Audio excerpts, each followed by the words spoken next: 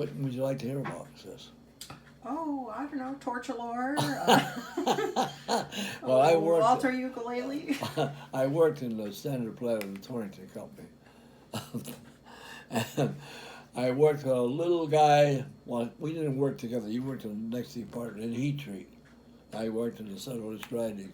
But he used to come through my job several times a day. Bert Harrington.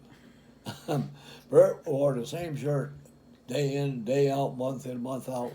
He got so he couldn't hang his shirt anymore. He had to stand it up in the corner. But he had a greedy, he used to wear a necktie every day.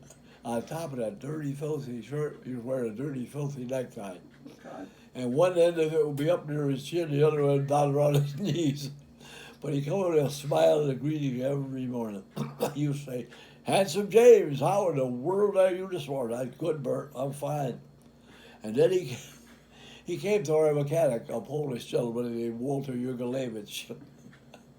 And he couldn't pronounce Jurgelevich to save his soul, so he called him Walter Ukulele.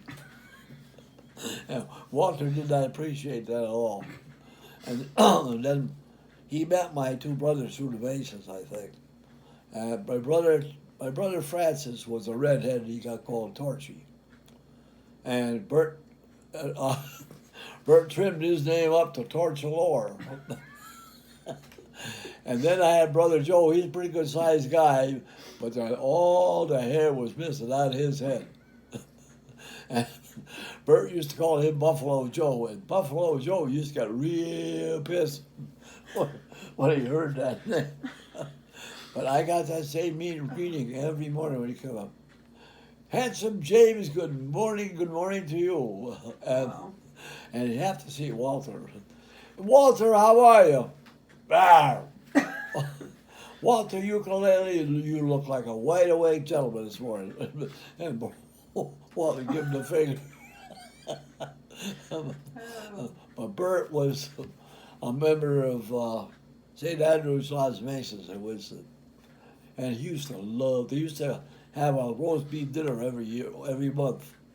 It was one of their fundraisers, And he loved to work in the kitchen with the desserts. The women would cut them pies, nice little wedges on the plate. And Bert got to put the ice cream on them pies. And somebody caught him. He didn't have the scoop. So he'd shovel up a big gob of ice cream with a spoon and zip it off with his finger and then lick his finger. Nothing but the worst waste with Bert. And this guy stood there watching Bert for about 5 or 10 minutes.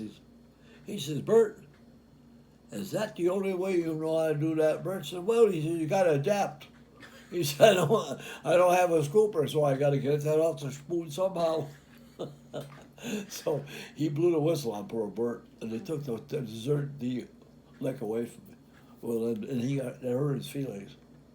He left that lodge immediately. And when Bertram passed away, he left $1.5 million to another lodge.